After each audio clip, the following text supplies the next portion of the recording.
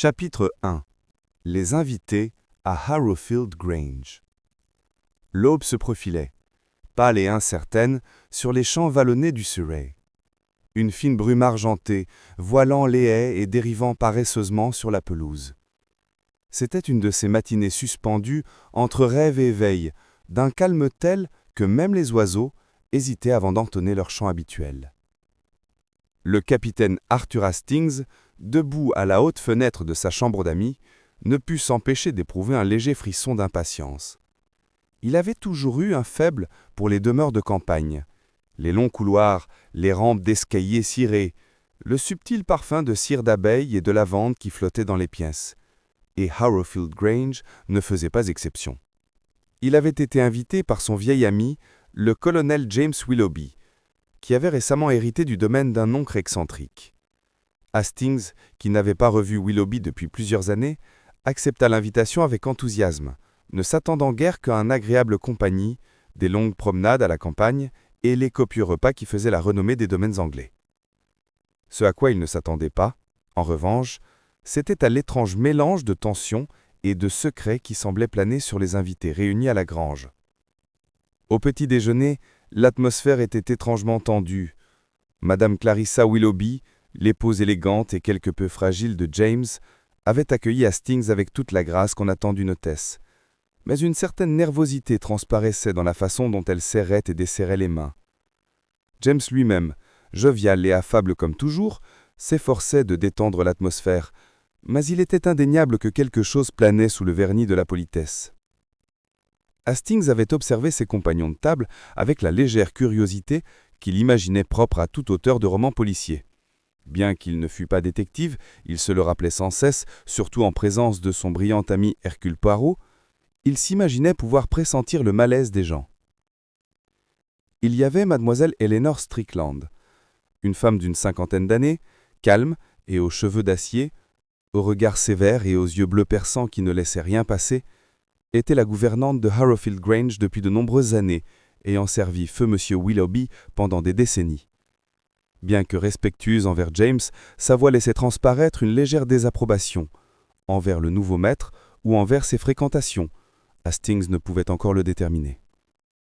Puis il y eut M. Lionel Dane, un homme d'une trentaine d'années, sûr de lui et à l'allure distinguée, avec une chevelure noire flamboyante et un charme qui, à la vue d'Hastings, paraissait un peu trop raffiné. Il se présenta comme une relation d'affaires de feu M. Willoughby, sans donner plus de détails. Son regard, sombre et perçant, parcourait chaque objet avec la rapidité d'un expert en évaluation, et Hastings s'était surpris à se demander, bien qu'il sût que c'était probablement injuste, si Dane était venu à la grange pour des raisons tout autres que celles de la simple politesse. Le dernier invité, et peut-être le plus mystérieux, était Madame Céleste Vernier. Madame Vernier, une femme d'âge indéterminé, devait avoir au moins 40 ans. Son teint était pâle et lumineux, ses cheveux noirs et ondulés, soigneusement relevés sous un petit chapeau, et son regard, à la fois las et autoritaire, trahissait une vie trop longue pour être racontée. D'après Clarissa, Madame Vernier était une vieille amie de la famille, arrivée à l'improviste la veille au soir, en quête de calme et de solitude. Hastings avait cependant remarqué que la paix était la dernière chose qui semblait la caractériser. Elle avait à peine touché à son petit déjeuner, se laissant plutôt aller à des pensées visiblement troublées. Lorsqu'on lui adressait la parole, elle souriait poliment, mais son regard était hanté, comme s'il attendait quelque chose, ou peut-être comme si elle fouillait quelque chose. Après le petit déjeuner, James avait proposé une courte promenade dans le parc. Et les invités se dispersèrent un instant pour prendre leur manteau ou leur chapeau. Hastings, qui avait prévu le coup avec une veste en tweed, s'attarda dans le couloir, admirant le portrait de feu M. Willoughby. Un homme austère, au nez long et aquilin, et au regard perçant. Sous le portrait, sur une petite table, reposaient des lettres nouées par un ruban usé. Hastings se demandait vaguement si elles avaient une quelconque valeur sentimentale, car James avait semblé étrangement réticent à parler de son oncle. Le calme paisible de la maison fut soudainement rompu par un murmure aigu et strident, étouffé, tendu et clairement non destiné aux autres invités. « Tu dois lui dire. Tu ne peux plus cacher ça à James. » C'était la voix de Clarissa. « Je ne peux pas, » répondit-elle doucement avec l'accent français inimitable de Madame Vernier. « Pas encore. J'ai besoin de plus de temps. » Hastings, qui n'avait aucune intention d'écouter aux portes, se retrouva paralysé par la gêne. Avant qu'il ne pût reculer, les pas s'arrêtèrent et il comprit que les deux femmes s'étaient éloignées dans le couloir. Le sentiment que quelque chose couvait sous le vernis de la politesse se fit plus pressant. Lorsque le groupe se mit enfin en route pour sa promenade, l'air avait légèrement réchauffé, bien que la brume persistait encore au sol. Ils flânèrent sur le chemin de gravier qui serpentait à travers les jardins de Harrowfield, des vastes espaces symétriques, entretenus avec amour par des générations de Willoughby. Les rosiers portaient encore les stigmates de leur dernière floraison, et le verger, au loin, se dressait silencieux et ordonné. Le colonel Willoughby, toujours aussi affable, se lança dans une description animée de l'histoire du domaine. « Mon oncle Perceval était un homme étrange, dit-il en riant. Il a vécu en reclus pendant les 10 dernières années de sa vie. Harrowfield était son royaume, et il le gardait avec une méfiance digne d'un baron du Moyen-Âge. » Mademoiselle Strickland renifla. Un petit son aigu. « Il tenait à sa vie privée, monsieur, » dit-elle d'un ton sec. « Effectivement, » ajouta Dane d'un ton désinvolte. « Je me souviens d'une visite chez lui. Il n'a pas laissé mon chauffeur franchir les grilles. »« Votre chauffeur » demanda poliment Clarissa. Lionel Dane esquissa un sourire. « Une affaire d'affaires, rien de bien intéressant. »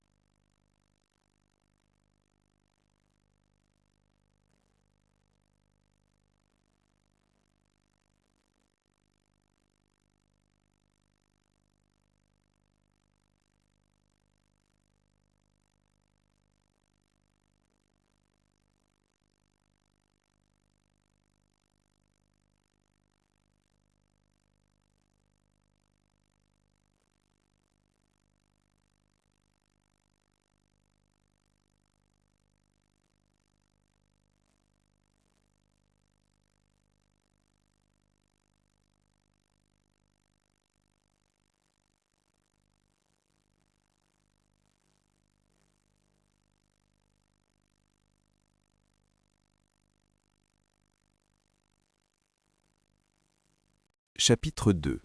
La femme qui a disparu à l'aube. Rares sont les moments de la vie capables de troubler la tranquillité d'un paisible domaine anglais autant que l'arrivée d'Hercule Poirot. Sa présence, aussi discrète qu'elle puisse paraître au premier abord, avait une façon étrange de créer une atmosphère pesante, comme si les événements eux-mêmes étaient mis en branle par sa simple proximité. Ainsi, lorsque le capitaine Hastings s'éveilla le lendemain matin, il ressentit une tension indéfinissable parcourir les couloirs de Harrowfield Grange, telle la faible excitation électrique qui précède l'orage. L'horloge sur la cheminée venait de sonner 7h30 lorsque Hastings descendit le grand escalier. La maison était d'un silence inhabituel. Aucun bruit de domestique préparant le petit déjeuner, aucune conversation murmurée ne s'échappait du salon. Même le tic-tac de l'horloge de parquet dans le couloir paraissait trop fort.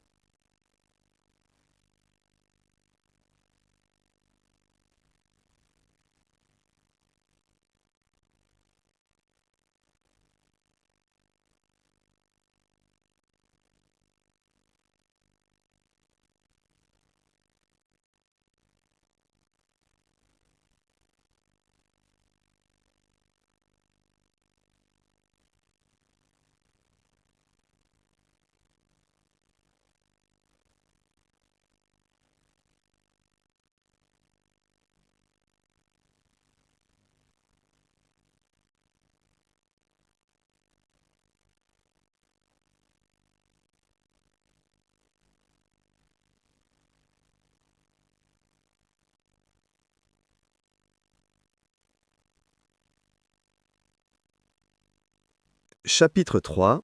L'écharpe au bord du lac.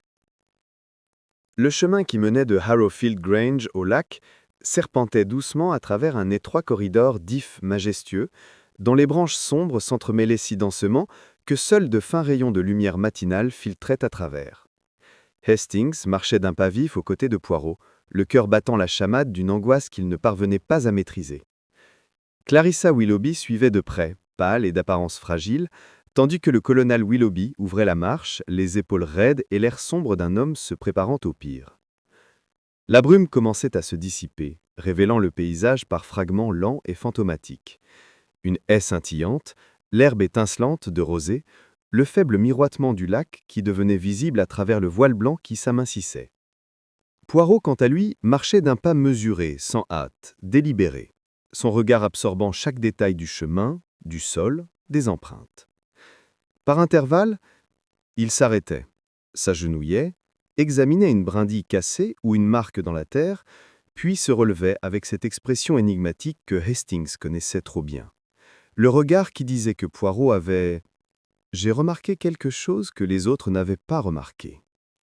Le groupe atteignit enfin le lac, un bassin rond d'eau gris-bleu bordé de roseaux.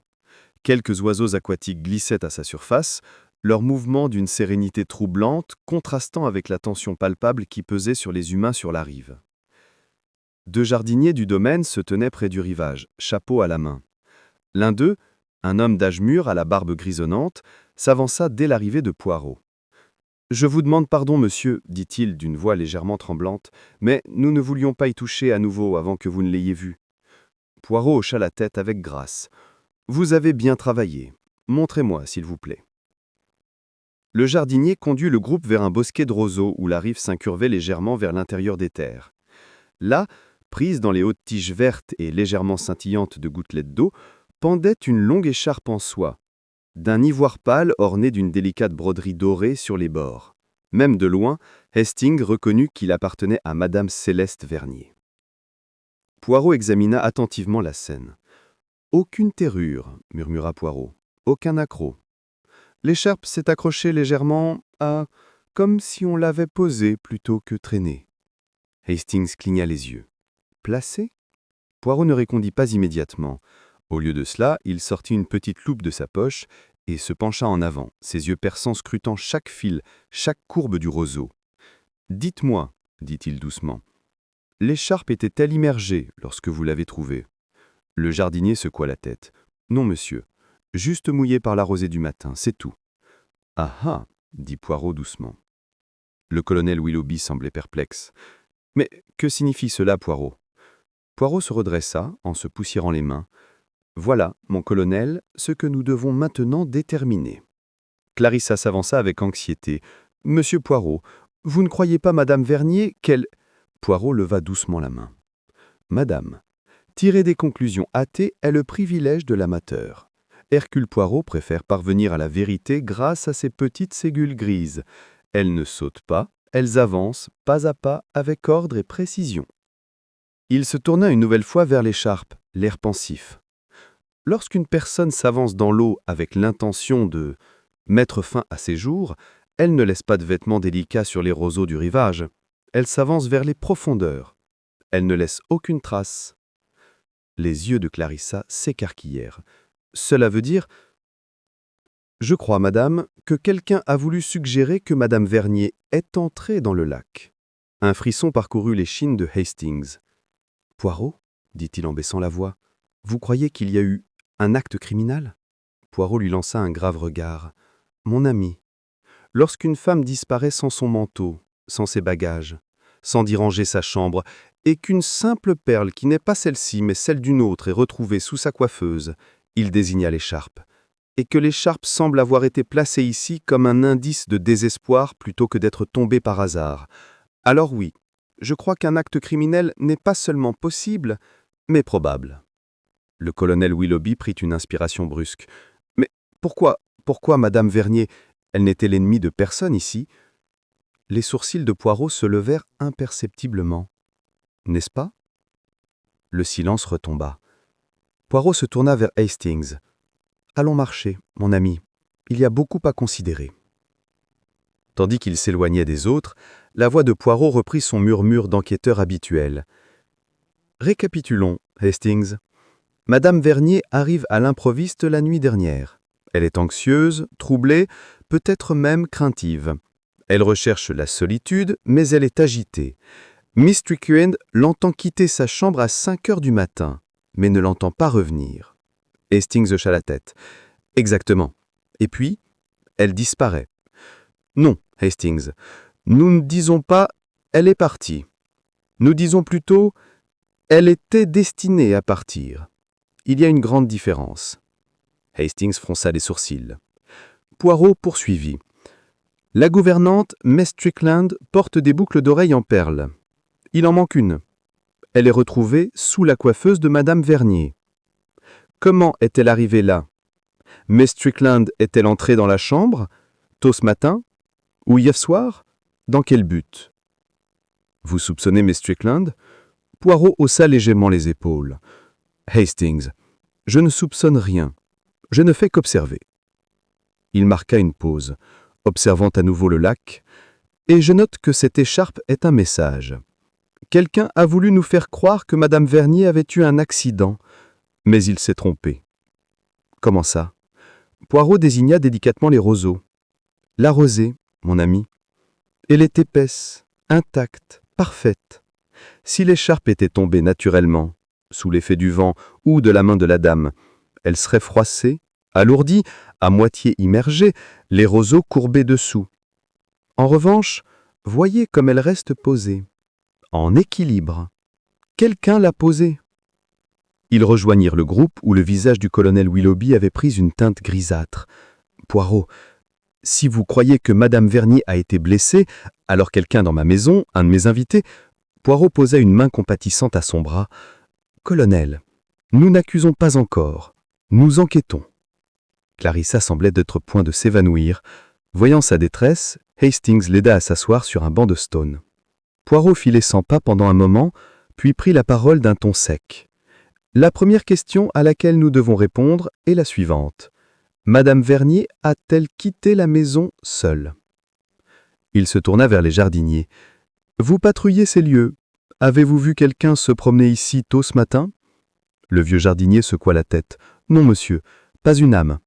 Et alors, les grilles de l'État étaient-elles fermées? Poirot a joint les mains. Madame Vernier, donc, n'a pas quitté l'État. Et si elle n'a pas quitté l'État, où est-elle? Hastings ressentit une sensation de picotement sur son cuir chevelu. Poirot baissa la voix. Pour qu'une femme disparaisse dans une maison comme celle-là, il faut qu'il y ait quelqu'un qui l'ait vue, quelqu'un qui lui ait parlé, quelqu'un qui ait eu quelque chose à gagner de son silence. Il tapotait légèrement du bout des doigts, la tension dans l'air se contractant comme une corde de violon. Il y a des secrets à Harrowfield Grange, beaucoup de secrets, et Madame Vernier, je crois qu'elle était au cœur d'un d'eux. Le colonel déglutit. Que faisons-nous maintenant? Poirot, il a dit sans. Nous retournons à la maison. Nous parlons avec chaque invité. Nous examinons la pièce une dernière fois, et surtout... Il marqua une pause, son expression se durcissant. Et surtout, nous parlons avec Miss Strickland. Hastings cligna les yeux. La gouvernante? Poirot hocha la tête. Elle entend la dame partir, mais ne la voit pas revenir. Une perle de son boucle d'oreille gît dans la chambre de Madame Darnier. Et pourtant, Miss Strickland est la personne la plus disciplinée ici. Elle ne fait rien sans raison. Il marqua une pause, son expression se durcissant. Et je souhaite savoir, Hastings, pourquoi elle a menti. Hastings sentit son cœur faire un bond. Mais, Poirot, mais comment savez-vous qu'elle a menti? Poirot esquissa un léger sourire. Parce que mon ami, le tapis devant la porte de Madame Vernier n'a pas été touché avant 6 heures du matin. Je l'ai examiné. Hastings fixa le voir. La voix de Poirot baissa jusqu'à un murmure. Par ce conséquent, Miss Strickland n'a pu entendre Madame Vernier partir à 5 heures du matin. Clarissa laissa échapper un petit soupir derrière eux. Le visage du colonel Willoughby se figea. Les yeux de Poirot brillaient de l'excitation indéniable de la poursuite. Et ainsi, dit-il doucement, le mystère s'épaissit. Il se tourna vers la maison d'un pas rapide et assuré. « Hastings, venez. Nous avons là une première contradiction. Et là où il y a contradiction, il y a vérité. Chapitre 4. Les questions commencent. Ce matin-là, Harrowfield Grange semblait retenir son souffle, comme si la demeure elle-même pressentait la sombre question qui planait sur ses couloirs. Poirot conduisit Hastings et le colonel Willoughby à travers le couloir principal. Ses pas précis résonnaient légèrement sur le parquet de chêne ciré. Le son lointain d'une horloge sonnant 8 heures rompit le silence, chaque coup soulignant l'urgence qui s'était emparée de la maisonnée. Les autres invités, Mademoiselle Strickland et Lionel Dane, étaient déjà réunis au salon. Clarissa était rentrée, le visage pâle trahissant la fatigue de la dernière heure. Poirot entra dans la pièce sans préambule. Il observa chacun avec une attention méticuleuse. Son regard parcourait leurs postures, leurs expressions et leurs mains. Le moindre mouvement, aussi infime fût-il, pouvait receler un indice. L'atmosphère était chargée de tension. Une simple toux ou un bruissement de pas aurait été perçu comme un coup de tonnerre. « Mes amis, » commença Poirot dans son anglais parfaitement mesuré, « nous nous trouvons dans une situation qui exige la plus grande attention. Madame Vernier est disparue. On a retrouvé une écharpe lui appartenant au bord du lac, ce qui laisse supposer, peut-être à tort, qu'elle a quitté la maison de son plein gré. Or, mon ami Hastings l'a déjà remarqué et je l'ai vérifié. Le tapis devant sa chambre ne porte aucune trace de mouvement avant 6 heures passées. Par conséquent, le récit de Mademoiselle Strickland est, disons, incohérent. » Les lèvres de Mademoiselle Strickland se serrèrent. Ses mains, d'ordinaire si sûres d'elle, étaient maintenant nerveusement entrelacées devant elle.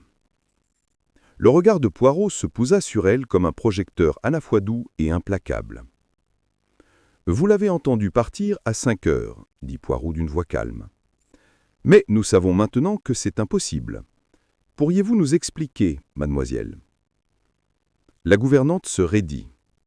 Sa voix, lorsqu'elle prit la parole, était ferme, mais manquait de l'autorité habituelle. Je ne sais pas quoi dire. Mes oreilles m'ont peut-être joué des tours. Le brouillard matinal, le vent, n'importe quoi. Je voulais seulement vous être utile. Utile. Un motif noble. Et pourtant, mademoiselle, la vérité est bien plus noble que la serviabilité.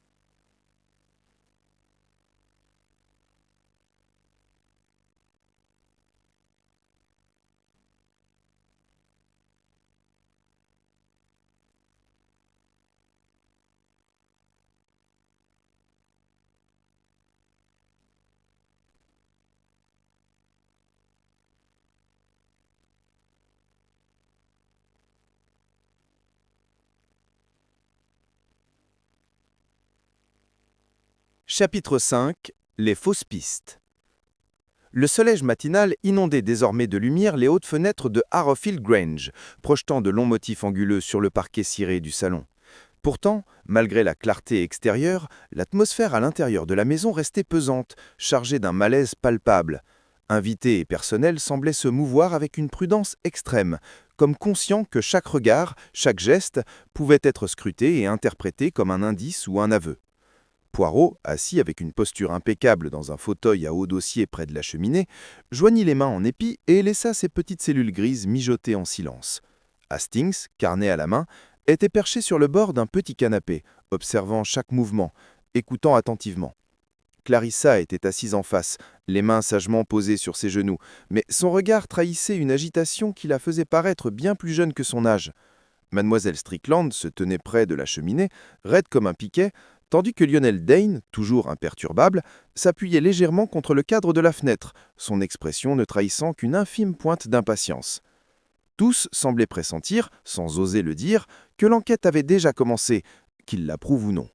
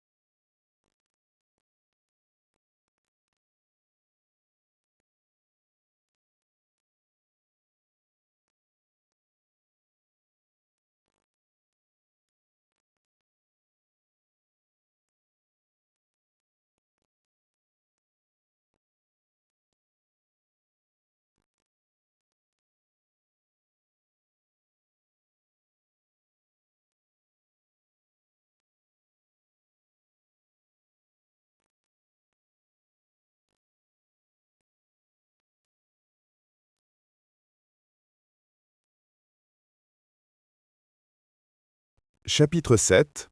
D'autres mensonges font surface. Le soleil de milieu d'après-midi filtrait à travers les hautes fenêtres à croisillons de Harrowfield Grange, projetant de longs et étroits rayons de lumière sur le parquet du salon. Dehors, les jardins étaient immobiles, les haies taillées dessinant des lignes sombres sur les pelouses ensoleillées. Pourtant, à l'intérieur de la maison, la tension était palpable. Chaque pas, chaque murmure, avec une importance capitale. Chaque regard était scruté par Hercule Poirot, dont l'œil toujours perçant ne laissait rien passer. Hastings, assis, son carnet à la main, observait le détective qui reprenait son interrogatoire méthodique des occupants de la maisonnée. C'était la phase que Poirot décrivait souvent comme le démêlage de l'écheveau de mensonges, une étape où les mensonges subtils se révélaient par des incongruences dans le discours, des hésitations dans les gestes ou une intonation exagérée. « À présent, mes amis, commença Poirot d'une voix douce mais autoritaire, nous allons dépasser les faits superficiels. Le véritable travail commence ici, là où vérité et mensonge s'entremêlent. Nous devons découvrir non seulement ce qui s'est passé, mais aussi pourquoi certains faits ont été simulés, voire déformés. » Clarissa, encore pâle après les révélations du matin, jeta un regard nerveux à Poirot. « Monsieur, pensez-vous vraiment que quelqu'un cache délibérément des informations ?» Les fines moustaches de Poirot esquissèrent un léger sourire. « Madame, je ne pense pas. J'observe. Et l'observation a déjà démontré qu'il existe des contradictions, petites, subtiles, mais indéniables, parmi les personnes présentes. » Il se tourna vers Lionel Dane, qui avait gardé une attitude polie et détachée toute la matinée.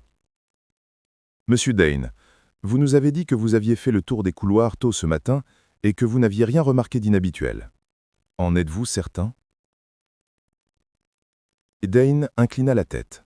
« Absolument, monsieur Poirot, je vous l'assure. » Poirot leva délicatement un doigt. « Je suis obligé de remettre en question le caractère absolu de cette affirmation. Par exemple, Hastings a remarqué que vous jetiez plusieurs coups d'œil vers l'aile ouest, n'est-ce pas ? » ?»« Oui, au moins 2 fois. » Le regard de Poirot s'aiguisa. « Exactement. Et puis, il y a la question des questions financières de Madame Vernier hier soir. Vous affirmez qu'elle n'a posé de questions à personne en particulier. Or, il est évident qu'elle était inquiète. N'est-il pas plausible, monsieur, qu'il y ait un lien entre ces questions et une affaire concernant l'un des invités présents ?» Le sourire de Dane s'estompa imperceptiblement. « Je n'ai connaissance d'aucun lien de ce genre. » Les yeux de Poirot brillèrent. « Très bien. Nous pourrons peut-être approfondir la question plus tard. » Il se tourna ensuite vers le colonel Willoughby, dont le calme demeurait imperturbable, mais dont le regard trahissait une pointe d'inquiétude. « Colonel, vous étiez responsable de la sécurité de ce domaine hier soir. Vous avez bien confirmé que les portes étaient verrouillées, n'est-ce pas ? » ?»« Oui, verrouillées comme d'habitude. » »« Et pourtant, dit Poirot en arpentant lentement la pièce, nous trouvons des empreintes de pas près de l'aile ouest, comme l'a signalé le jardinier. Des empreintes fraîches. Elles suggèrent un mouvement à un moment où vous étiez vraisemblablement endormi dans vos appartements. » Le colonel serra les dents. « Hercule, l'aile ouest abrite les quartiers des domestiques. Un employé de nuit aurait-il laissé des traces ?» Poirot le fixa sans ciller. « Peut-être, colonel. Mais remarquez la nature des empreintes. Elles ne sont pas fortuites. Elles n'appartiennent pas à quelqu'un habitué à marcher à la hâte sur un sol humide ou meuble. Elles sont délibérées, prudentes, précises. Quelqu'un s'est déplacé avec intention. Quelqu'un de prudent. Peut-être craintif. » Clarissa frissonna. « Monsieur Poirot, cela signifie-t-il que quelqu'un cache délibérément des informations ?» Les fines moustaches de Poirot esquissèrent un léger sourire. « Madame, je ne pense pas. J'observe. Et l'observation a déjà démontré qu'il existe des contradictions, petites, subtiles, mais indéniables, parmi les personnes présentes. » Il se tourna vers Lionel Dane, qui avait gardé une attitude polie et détachée toute la matinée. « Monsieur Dane, vous nous avez dit que vous aviez fait le tour des couloirs tôt ce matin et que vous n'aviez rien remarqué d'inhabituel. En êtes-vous certain ?» Dane inclina la tête. « Absolument, monsieur Poirot, je vous l'assure. » Poirot leva délicatement un doigt. « Je suis obligé de remettre en question le caractère absolu de cette affirmation. Par exemple, Hastings a remarqué que vous jetiez plusieurs coups d'œil vers l'aile ouest, n'est-ce pas? Oui, au moins 2 fois. Le regard de Poirot s'aiguisa. Exactement. Et puis, il y a la question des questions financières de Madame Vernier hier soir. Vous affirmez qu'elle n'a posé de questions à personne en particulier. Or, il est évident qu'elle était inquiète. N'est-il pas plausible, monsieur, qu'il y ait un lien entre ces questions et une affaire concernant l'un des invités présents? Le sourire de Dane s'estompa imperceptiblement. Je n'ai connaissance d'aucun lien de ce genre. Les yeux de Poirot brillèrent. Très bien, nous pourrons peut-être approfondir la question plus tard. Il se tourna ensuite vers le colonel Willoughby, dont le calme demeurait imperturbable, mais dont le regard trahissait une pointe d'inquiétude. Colonel, vous étiez responsable de la sécurité de ce domaine hier soir. Vous avez bien confirmé que les portes étaient verrouillées, n'est-ce pas? Oui, verrouillées comme d'habitude. Et pourtant, dit Poirot en arpentant lentement la pièce, nous trouvons des empreintes de pas près de l'aile ouest, comme l'a signalé le jardinier. Des empreintes fraîches. Elles suggèrent un mouvement à un moment où vous étiez vraisemblablement endormi dans vos appartements. Le colonel Willoughby serra les dents. Hercule, l'aile ouest abrite les quartiers des domestiques. Un employé de nuit aurait-il laissé des traces? Poirot le fixa sans ciller. Peut-être, colonel. Mais remarquez la nature des empreintes. Elles ne sont pas fortuites. Elles n'appartiennent pas à quelqu'un habitué à marcher à la hâte sur un sol humide ou meuble. Elles sont délibérées, prudentes, précises. Quelqu'un s'est déplacé avec intention. Quelqu'un de prudent, peut-être craintif. Clarissa frissonna. Monsieur Poirot, cela signifie-t-il que quelqu'un lent? Les fines moustaches de Poirot esquissèrent un léger sourire. Madame, je ne pense pas. J'observe. Et l'observation a déjà démontré qu'il existe des contradictions, petites, subtiles, mais indéniables, parmi les personnes présentes. Il se tourna vers Lionel Dane. Monsieur Dane, vous nous avez dit que vous aviez fait le tour des couloirs tôt ce matin et que vous n'aviez rien remarqué d'inhabituel à cet interrogatoire méthodique des occupants de la maisonnée. N'est-ce pas? Et puis, il y a la question des questions financières de Madame Vernier hier soir. Vous affirmez qu'elle n'a posé de questions à personne en particulier, or il est évident qu'elle était inquiète. N'est-il pas plausible, monsieur, qu'il y ait un lien entre ces questions et une affaire concernant l'un des invités présents? Le sourire de Dane s'estompa imperceptiblement. Je n'ai connaissance d'aucun lien de ce genre. Les yeux de Poirot brillèrent. Très bien. Nous pourrons peut-être approfondir la question plus tard. Il se tourna ensuite vers le colonel Willoughby, dont le calme demeurait imperturbable, mais dont le regard trahissait une pointe d'inquiétude. Colonel, vous étiez responsable de la sécurité de ce domaine hier soir. Vous avez bien confirmé que les portes étaient verrouillées, n'est-ce pas? Oui, verrouillées comme d'habitude. Et pourtant, dit Poirot en arpentant lentement la pièce, nous trouvons des empreintes de pas près de l'aile ouest, comme l'a signalé le jardinier, des empreintes fraîches. Elles suggèrent un mouvement à un moment où vous étiez vraisemblablement endormi dans vos appartements. Le colonel Willoughby serra les dents. Hercule, l'aile ouest abrite les quartiers des domestiques. Un employé de nuit aurait-il laissé des traces? Poirot le fixa sans ciller. Peut-être, colonel, mais remarquez la nature des empreintes. Elles ne sont pas fortuites. Elles n'appartiennent pas à quelqu'un habitué à marcher à la hâte sur un sol humide ou meuble. Elles sont délibérées, prudentes, précises. Quelqu'un s'est déplacé avec intention. Quelqu'un de prudent, peut-être craintif. Clarissa frissonna. Monsieur Poirot, cela signifie-t-il que quelqu'un lent? Les fines moustaches de Poirot esquissèrent un léger sourire. Madame, je ne pense pas. J'observe.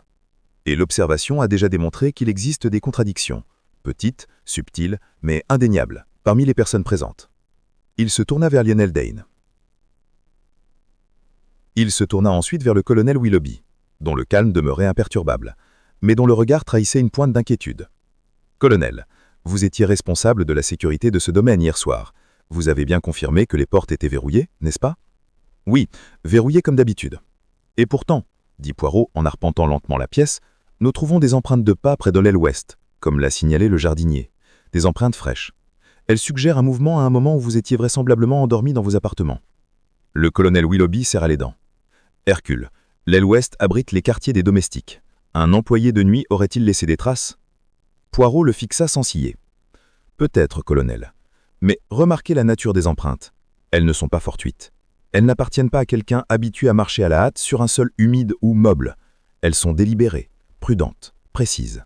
Quelqu'un s'est déplacé avec intention. Quelqu'un de prudent, peut-être craintif. Clarissa frissonna. « Monsieur Poirot, cela signifie-t-il que quelqu'un cache délibérément des informations ?»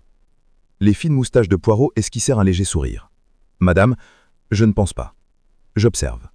Et l'observation a déjà démontré qu'il existe des contradictions, petites, subtiles, mais indéniables, parmi les personnes présentes. » Il se tourna vers Lionel Dane. « Monsieur Dane, vous nous avez dit que vous aviez fait le tour des couloirs tôt ce matin et que vous n'aviez rien remarqué d'inhabituel. En êtes-vous certain ?» Dane inclina la tête. « Absolument, monsieur Poirot. Je vous l'assure. » Poirot leva délicatement un doigt. Je suis obligé de remettre en question le caractère absolu de cette affirmation. Par exemple, Hastings a remarqué que vous jetiez plusieurs coups d'œil vers l'aile ouest, n'est-ce pas? Oui, au moins 2 fois. Le regard de Poirot s'aiguisa. Exactement. Et puis, il y a la question des questions financières. Chapitre 10. La révélation. L'atmosphère du salon de Harrowfield Grange était empreinte d'une tension palpable. La lueur vacillante du feu projetait des ombres dansantes sur les murs, conférant à la scène une atmosphère presque théâtrale. Dehors, le vent bruissait dans les arbres, murmurant à travers les jardins déserts et le lac au loin, comme si la nature elle-même attendait le dénouement des événements. À l'intérieur, tous les regards étaient rivés sur Hercule Poirot, assis avec une posture impeccable dans son fauteuil à haut dossier, les mains délicatement jointes, ses petites cellules grises fonctionnant visiblement avec leur précision implacable habituelle. Hastings, carnet à la main, peinait à dissimuler son excitation. Chaque instant qui avait précédé ce moment avait été un prélude savamment orchestré. Les contradictions, les fausses pistes, les confessions émouvantes, les indices subtils. Et maintenant, enfin, le moment de vérité était arrivé. Même les invités semblaient pressentir qu'une révélation décisive allait être faite. Poirot se leva lentement, laissant la pièce ressentir le poids de sa présence. « Mes amis, » commença-t-il d'une voix calme mais autoritaire, « le moment est venu de faire éclater la vérité. Tout ce que nous avons observé, les contradictions, les mensonges, les demi-vérités et les faibles frémissements de conscience, nous a menés à ce moment. La femme qui a disparu à l'aube n'a pas disparu par accident. Et son destin n'est pas le fruit du hasard. Non, tout était délibéré. Et l'explication réside dans les motivations humaines, une observation subtile et une orchestration minutieuse des actions. » Il marqua une pause, son regard parcourant la pièce, s'attardant sur chaque personne à tour de rôle. « Commençons par ce que nous savons. Madame Vernier a quitté sa chambre tôt hier matin. Son angoisse, constatée par plusieurs témoins, était bien réelle. Elle craignait pour sa sécurité. Pourtant, elle n'est pas partie de son plein gré pour disparaître dans l'inconnu. Quelqu'un au sein de cette maison a orchestré sa disparition. » Un léger murmure s'éleva de Clarissa. « Monsieur Poirot, mais qui ?» Les yeux de Poirot pétillaient, sa fine moustache se hérissait d'impatience. « Patience, madame. Observez d'abord les éléments que nous avons rassemblés. L'écharpe trouvée au bord du lac, placée délibérément pour suggérer un acte volontaire. La perle détachée et découverte sur la coiffeuse, destinée à induire en erreur ou à signaler une implication. Les empreintes près de l'aile ouest, précises, soigneusement tracées, conçues pour indiquer un chemin tout en dissimulant un autre. Chacun de ces éléments était un signal calculé, et chacun doit être compris dans son contexte. Il se tourna vers mademoiselle Strickland. « Mademoiselle, vos aveux partiels, vos hésitations et vos observations ont été précieux. Mais notez bien ceci, vous n'êtes pas l'instigatrice. Vous avez fait preuve de prudence et d'observation, certes.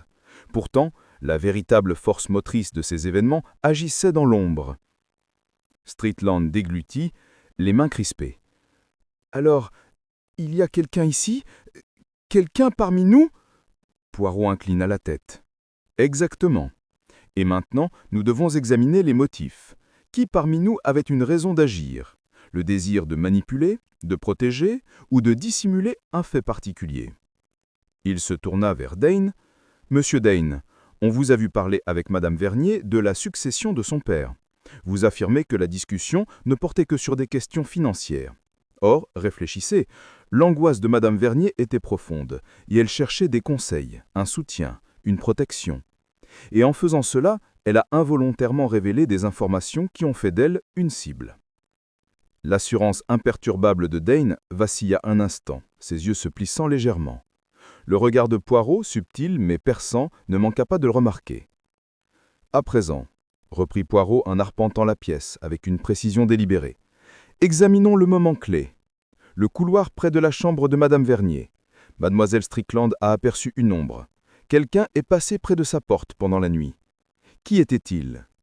Qui avait l'occasion, la connaissance des lieux et le motif d'agir avec autant de soin, de précision et de secret?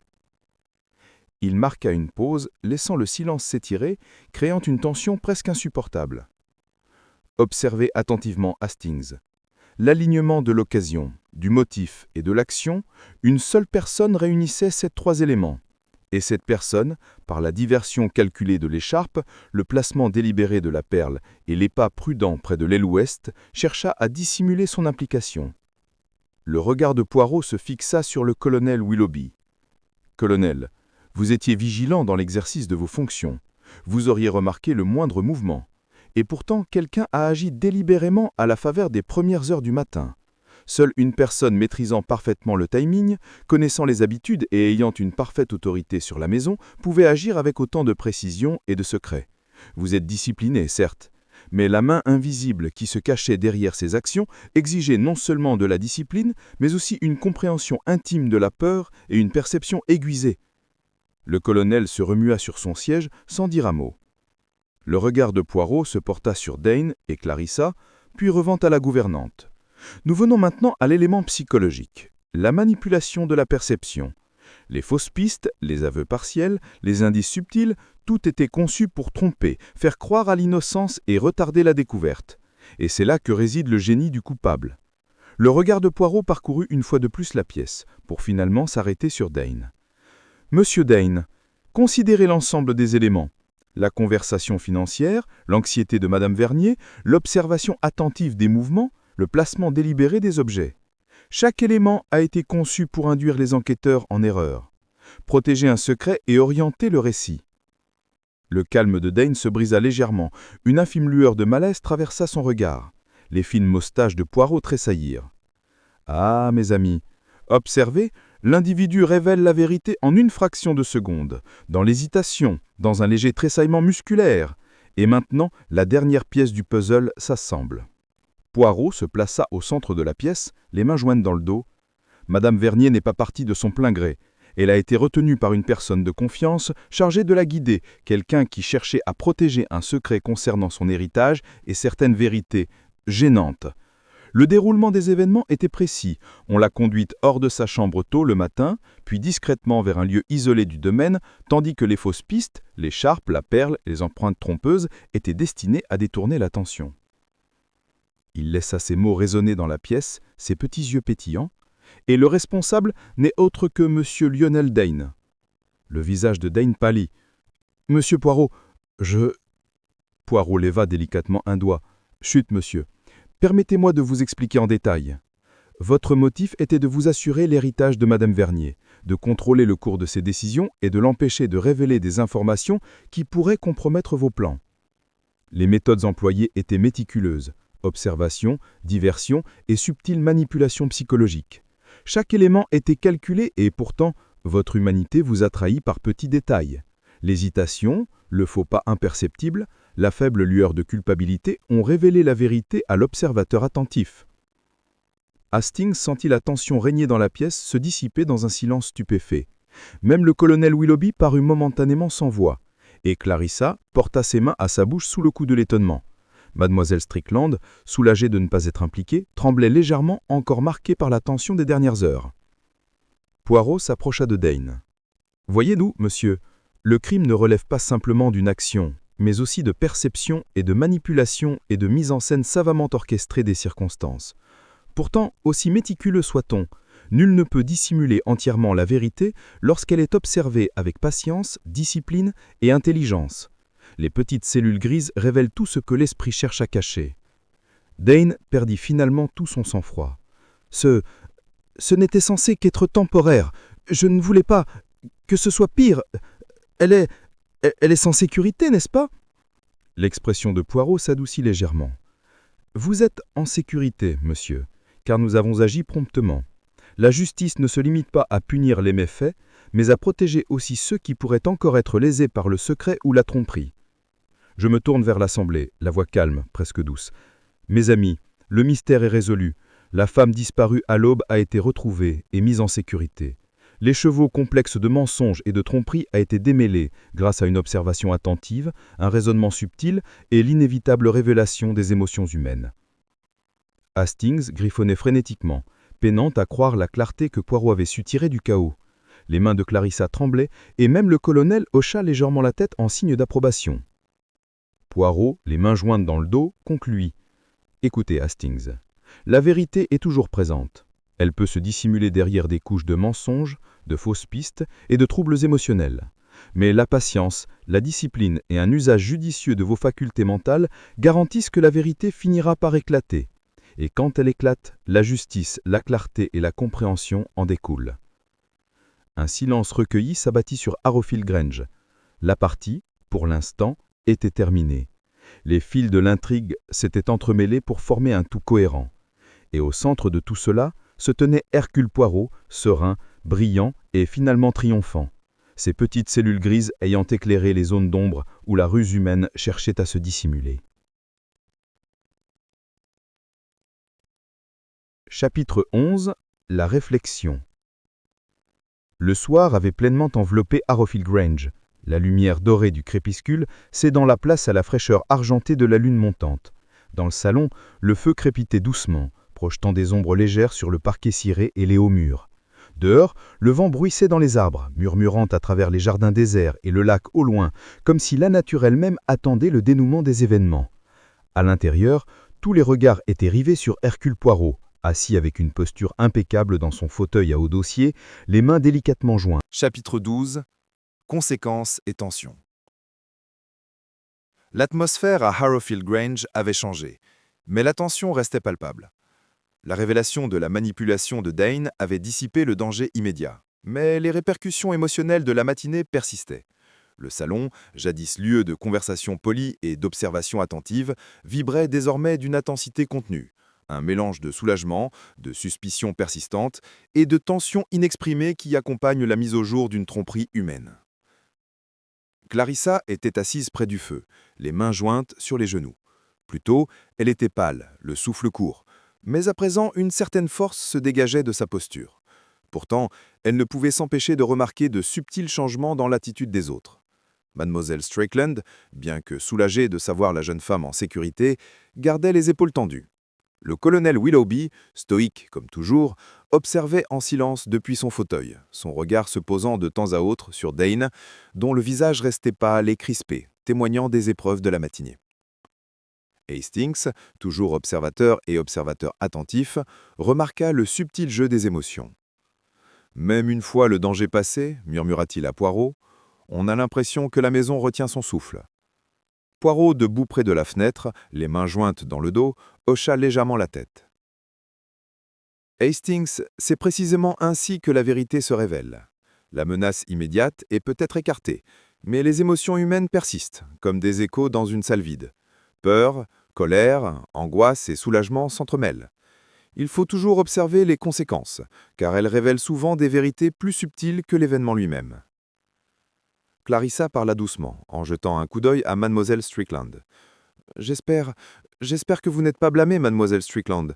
Vous avez essayé d'aider de toutes les manières possibles. » Mademoiselle Strickland secoua la tête. Un léger sourire empreint de regret effleurant ses lèvres. « Non, madame, j'ai simplement fait ce que j'ai pu. Pourtant, on ne peut totalement échapper aux regards indiscrets lorsque de tels événements se produisent. Heureusement, l'intervention de M. Poirot apporte la lumière sur la situation. » Les petits yeux de Poirot pétillèrent. « Exact. Mais observez, Hastings, comme la nature humaine cherche l'ordre après le chaos. Même le soulagement s'accompagne souvent d'une anxiété résiduelle. On peut respirer plus facilement, mais l'esprit ne trouve pas immédiatement le repos. Ce sont là des nuances que l'observateur distrait manque souvent, et pourtant, elles en disent long sur le caractère. » Le colonel Willoughby prit la parole, d'une voix assurée mais teintée d'une légère tension. Heureusement que M. Poirot est intervenu à temps. On ne peut imaginer ce qui aurait pu se produire sans son talent particulier. Poirot inclina la tête. C'est une chance en effet. N'oublions pas autant les leçons que nous enseigne cette épreuve. L'opportunité, le motif et l'observation humaine sont intimement liés, et même la planification la plus méticuleuse peut être anéantie par des subtils facteurs humains. L'hésitation, la peur, la conscience et la perception. Hastings menarqua Dane, de plus en plus agité, dont le regard oscillait entre la cheminée, Clarissa et le sol. Le regard de Poirot, comme toujours, suivait la moindre émotion, l'analysant et la mesurant. « Il n'est pas seulement plein de remords, » murmura-t-il à Poirot. « Il y a de l'anxiété, oui, mais aussi autre chose. De l'orgueil? La peur du jugement ?» Les fines moustaches de Poirot frémirent. « Ah, Hastings, vous êtes un fin observateur. » En effet, le mélange de culpabilité et de peur engendre une tension particulière, difficile à dissimuler. Observez aussi les différentes réactions. Certains font preuve de stoïcisme, d'autres tremblent visiblement, et d'autres encore se livrent à une réflexion silencieuse et intérieure. Chaque réaction est instructive. Clarissa finit par se lever, fit quelques pas, avant de se tourner vers le groupe. « Nous avons beaucoup appris sur la confiance, n'est-ce pas ?» Les yeux de Poirot pétillèrent d'une légère lueur d'amusement. « Oui, madame, la confiance est une construction fragile, facilement brisée et pourtant nécessaire à la cohésion sociale. L'esprit humain, confronté à la tromperie, doit reconstruire sa compréhension. C'est le subtil travail d'observation, discerner la vérité non seulement dans l'action, mais aussi dans la réaction. » Mademoiselle Strickland, encore un peu pâle, reprit la parole. « Et pourtant, j'éprouve une étrange sensation de calme. Le danger est passé et la vérité est connue. Peut-être pourrons-nous enfin commencer à rétablir l'ordre dans cette maison. » Poirot acquiesça lentement. « En effet, mais souvenez-vous, Hastings, l'équilibre émotionnel prend plus de temps que la résolution des faits. Même lorsque tous les faits sont connus, l'esprit doit se réconcilier avec leurs implications. Certaines vérités sont réconfortantes, d'autres sont troublantes. Et c'est dans cette réconciliation que se révèle le délicat équilibre de la psychologie humaine. » Hastings referma son carnet, perdu dans ses pensées. La manipulation de Dane avait été entièrement révélée, mais les conséquences étaient complexes. Soulagement, culpabilité, suspicion persistante et le rétablissement progressif de la confiance. Poirot, toujours attentif, observait ces subtilités comme si elles étaient aussi essentielles à l'affaire que le crime. « Mes amis, dit Poirot, rompant le silence, accordons-nous cette nuit pour un temps de réflexion. Demain, nous pourrons discuter des dispositions à prendre, de la restauration de la confiance et de l'avenir de Harrowfield Grange. Mais ce soir, observons, en silence, le calme après la tempête, et reconnaissons les vérités qui persistent au fond du cœur humain. » Le feu crépitait doucement, projetant une lumière tamisée sur les visages pensifs réunis dans le salon. La pièce, jadis empreinte de suspicion et de crainte, baignait désormais dans une quiétude contemplative. Les liens des émotions humaines, bien que mis à rude épreuve, n'avaient pas rompu. Et au centre de tout cela, Hercule Poirot demeurait l'œil calme et observateur, toujours patient, toujours précis, toujours conscient du délicat équilibre entre l'intellect, la morale et la fragile et complexe tapisserie de la nature humaine. Chapitre 13. Les secrets du passé. Le lendemain des révélations à Harrowfield Grange, le ciel, pâle et frais, baignait le domaine d'une aura irréelle. Une douce brise soufflait dans les jardins, emportant le parfum des roses gorgées de doré et l'arôme persistant du feu qui avait brûlé tard dans la nuit. Malgré la clarté du dénouement de la veille, Poirot sentait les fils invisibles de l'intrigue encore présents, tendus et fragiles, prêts à dévoiler leurs derniers secrets. Hastings, carnet en main, suivit Poirot dans la bibliothèque, où le détective belge entreprit au juto un examen minutieux de lettres, de documents et de journaux restés scellés pendant des années. « Poirot, dit Hastings d'une voix calme, le mystère de la disparition de Madame Vernière est certainement résolu. Que pourrait-il bien y avoir de plus ?» Poirot ne répondit pas immédiatement. Il s'agenouilla pour examiner une pile de courriers coiffeusement rangés, effleurant du bout de ses doigts chaque enveloppe comme pour les inciter à révéler leur histoire. Hastings, le dénouement de l'événement immédiat, la manipulation de M. Dane, n'est qu'une facette de la vérité. Dans chaque foyer, dans chaque famille, persistent des zones d'ombre longtemps après que la vérité apparente a été découverte. Les secrets du passé, souvent délibérément enfouis, peuvent éclairer des motivations et des intentions qui ne sont pas immédiatement visibles. Hastings jeta un coup d'œil par-dessus l'épaule de Poirot, remarquant la belle écriture des lettres de Madame Vernière. Suspectez-vous que ces lettres recèlent d'autres raisons expliquant les agissements de Dane ? Les yeux de Poirot brillaient. Exactement, Hastings. Observez combien le comportement humain est rarement isolé. Il y a presque toujours un contexte, une histoire qui explique, non pas excuse, mais explique les choix faits dans le présent. Ici, dans ces papiers, se trouve peut-être non seulement l'explication, mais aussi les tensions subtiles qui ont façonné les événements d'hier. Poirot choisit avec soin une lettre datant de plusieurs années auparavant.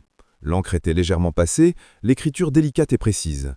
Il la lut en silence un instant, puis leva les yeux, son expression presque imperceptiblement grave.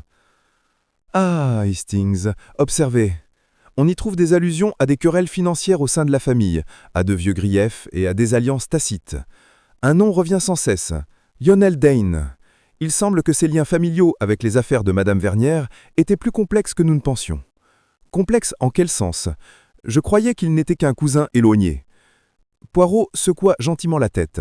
« Distante, certes, mais non sans influence. Les lettres révèlent que son père avait été administrateur de certains biens et que des conflits d'héritage et d'autorité duraient depuis des années. C'est l'accumulation de tels griefs, subtils, prolongés et généralement tus, qui peut engendrer les motivations d'un acte délibéré, même chez des individus ordinairement calmes. » Il tourna une autre page, révélant une note écrite d'une main inconnue. « Et voici Hastings. » Une remarque faisant référence à une clause secrète du testament du père de Madame Vernière. Une stipulation inhabituelle, destinée peut-être à prévenir toute ingérence injustifiée, mais aussi source de tensions latentes. On peut imaginer comment la connaissance de cette clause a pu influencer les agissements de quelqu'un comme Dane, qui y avait accès, et qui avait un intérêt personnel dans cette affaire. Hastings fronça légèrement les sourcils.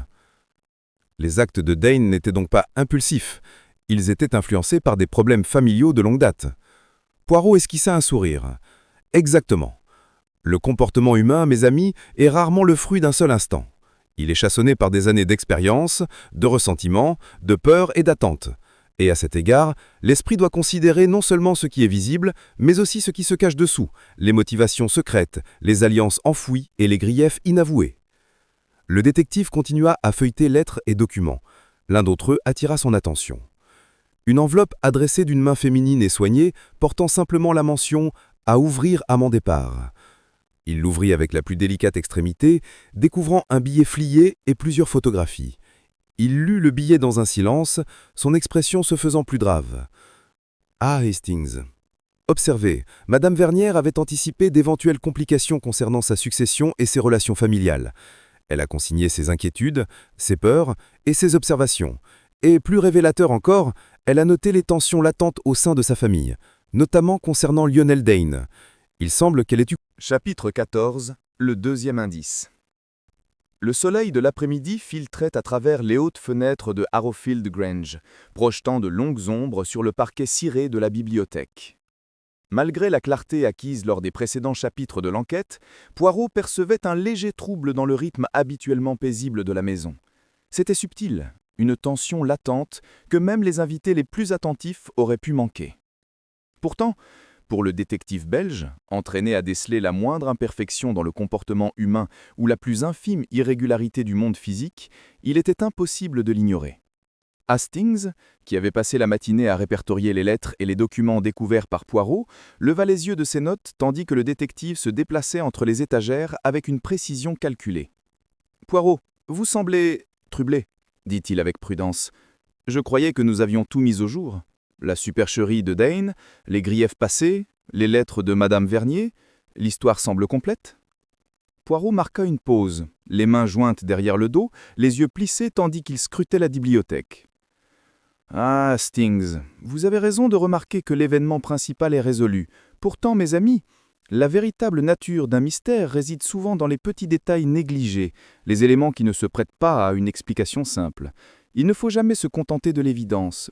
Quelque chose de subtil me taraude, une petite incohérence, une anomalie mineure, peut-être même un objet que l'on jugeait insignifiant auparavant. » Hastings fronça les sourcils. « Un objet ?» Le regard de Poirot s'arrêta sur un petit bureau lustré, niché dans un coin de la bibliothèque. Un tiroir légèrement de travers attira son attention. Il se pencha et examina attentivement les bords du tiroir du bout des doigts. « Regardez, Hastings, le tiroir est légèrement entrouvert. Pour un observateur distrait, cela paraîtrait insignifiant.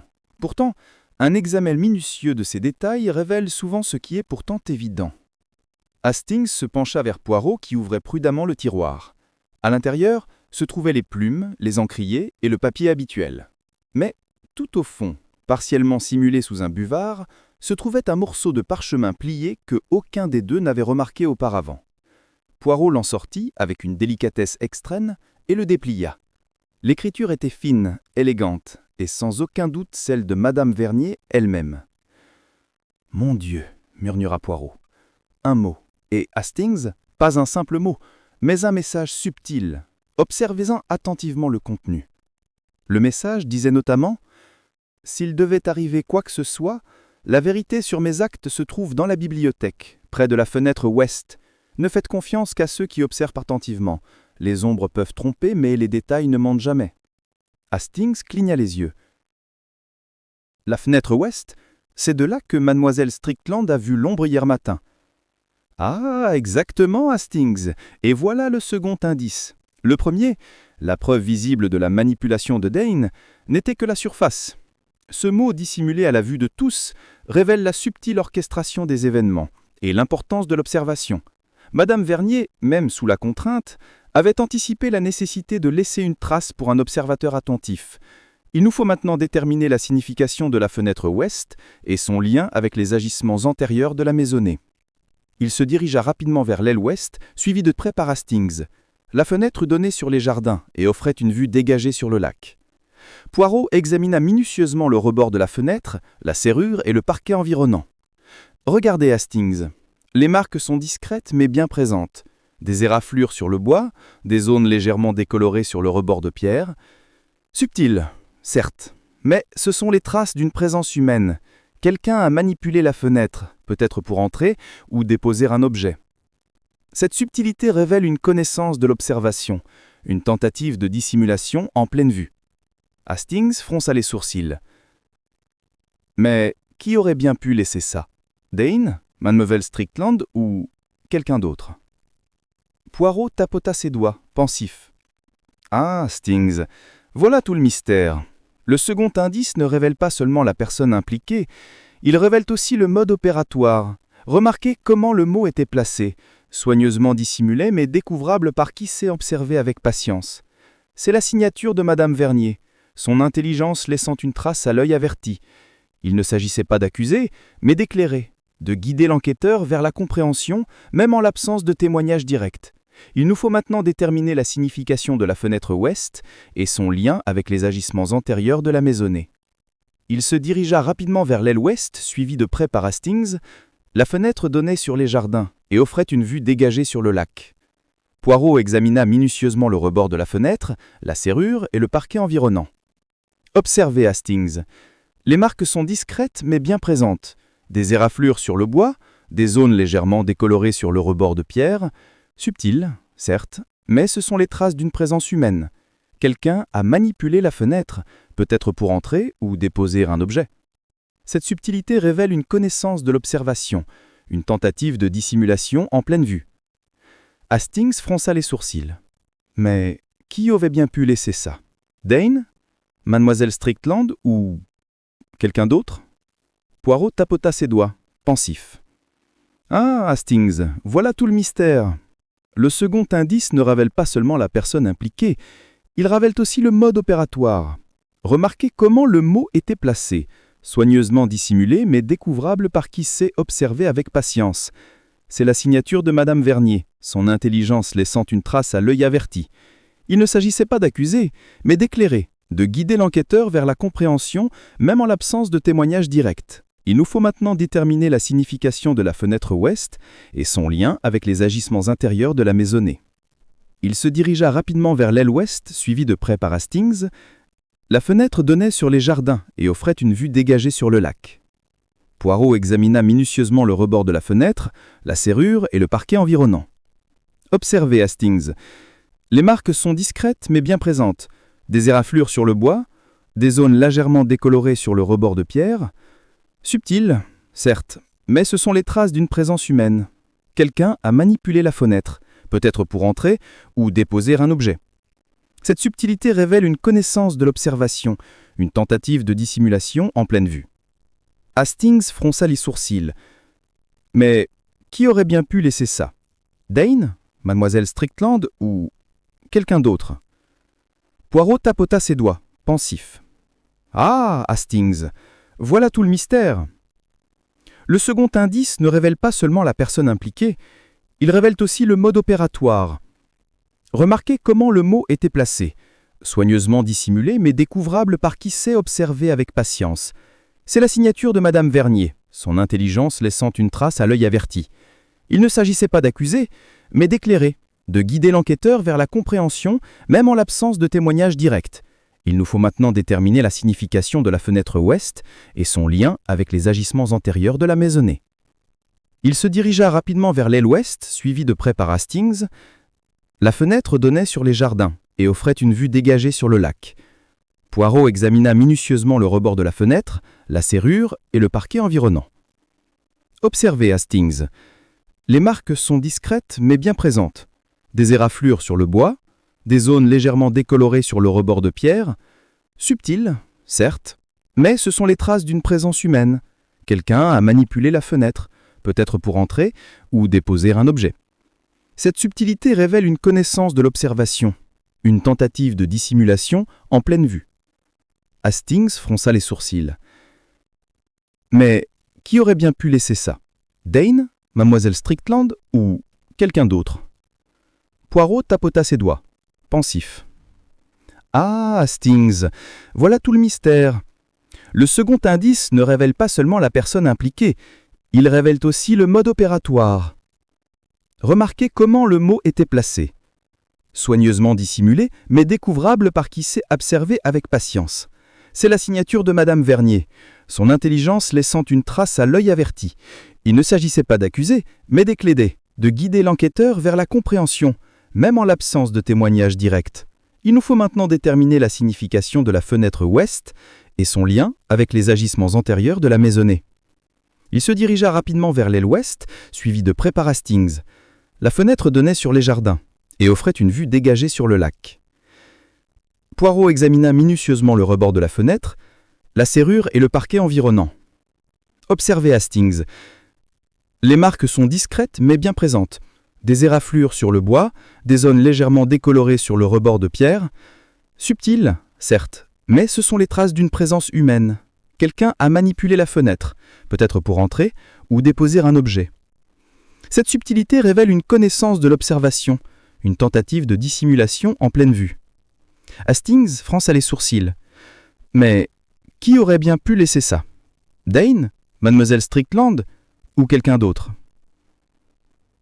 Poirot tapota ses doigts, pensif.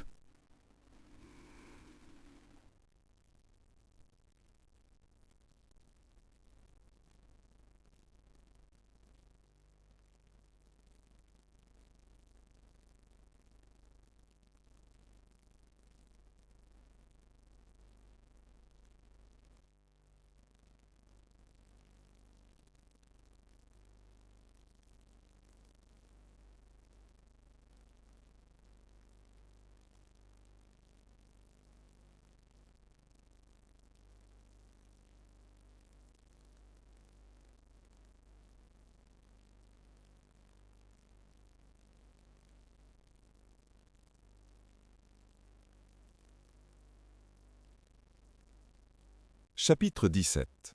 Le dénouement final. L'aube se levait sur Harrowfield Grange, baignant les jardins de teintes dorées et rosées d'une lumière pâle.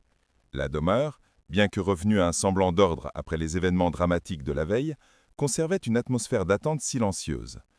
Si la maisonnée s'était habituée à la confession de Dane et au fait que Madame Vernier était saine et sauve, Poirot ressentait un léger malaise que seul un observateur averti pouvait déceler.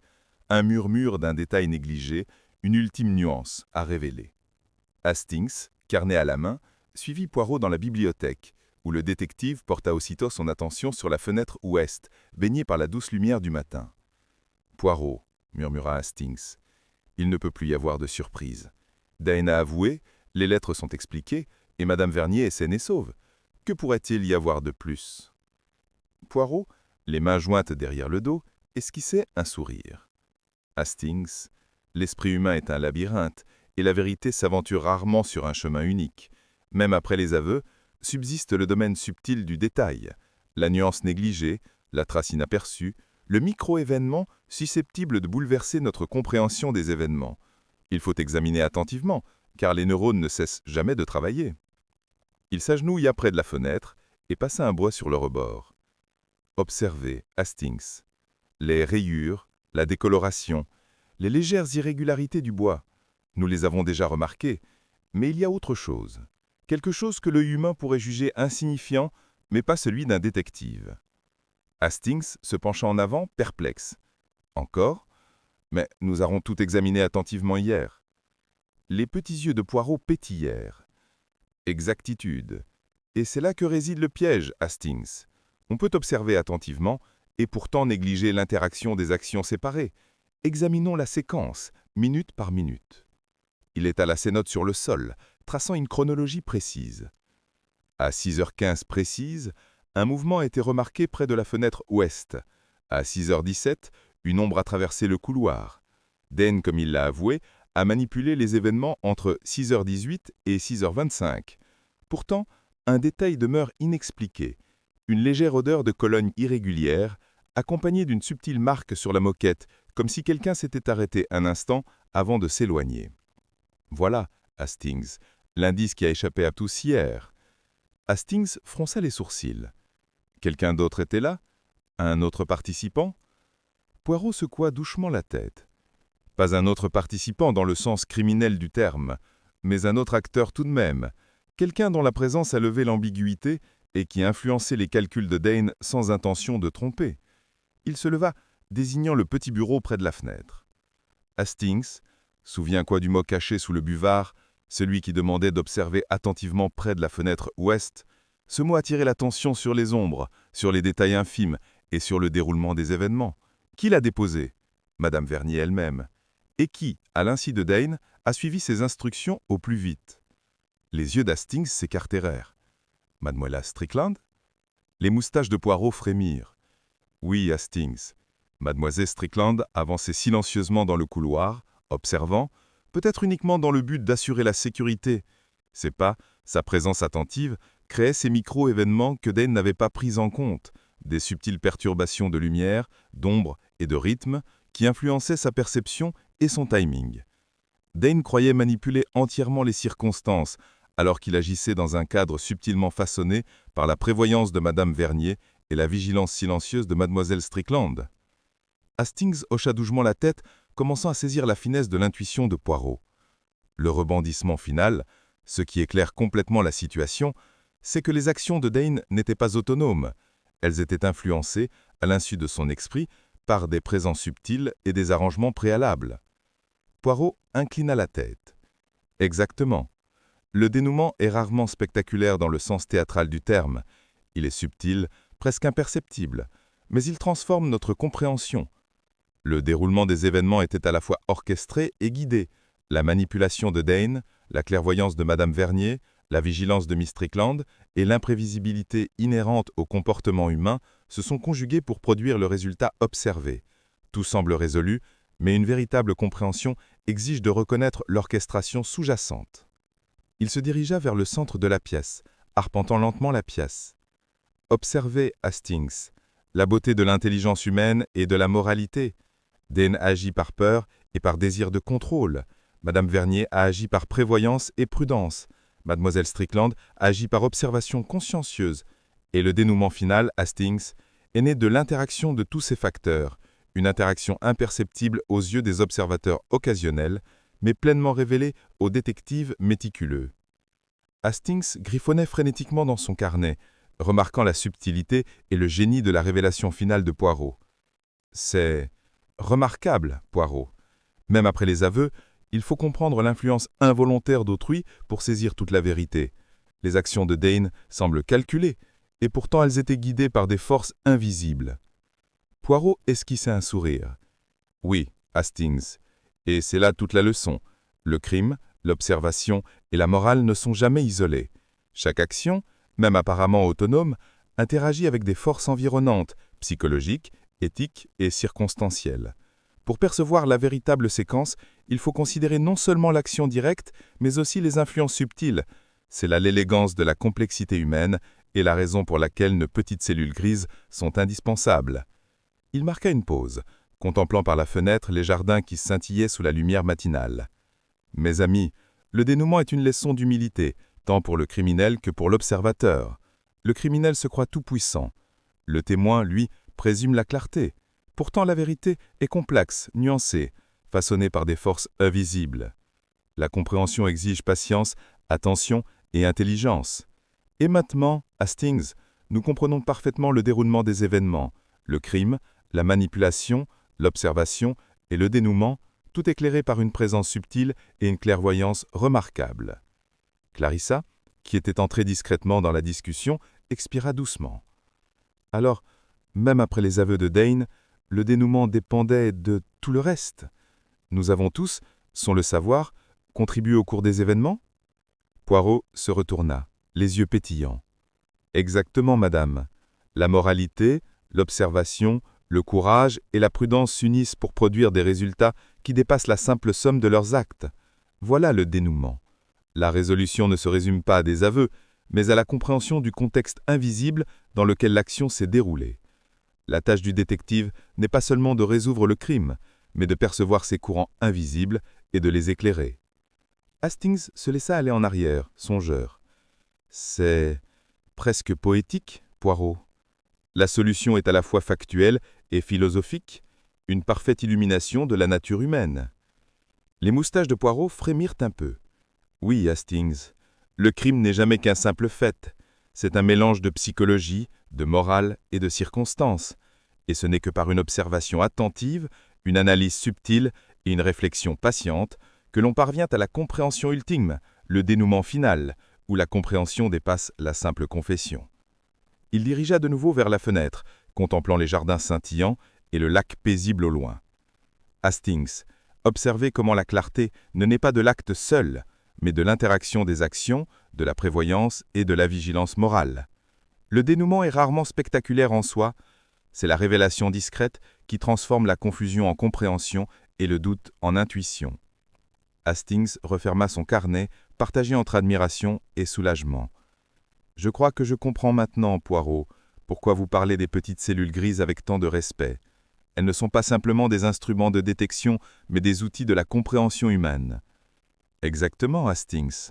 L'esprit, discipliné et observateur, éclaire les structures cachées du comportement humain, et par la compréhension, on atteint non seulement la justice, mais aussi la sagesse. On frappa doucement à la porte de la bibliothèque, qui attira leur attention.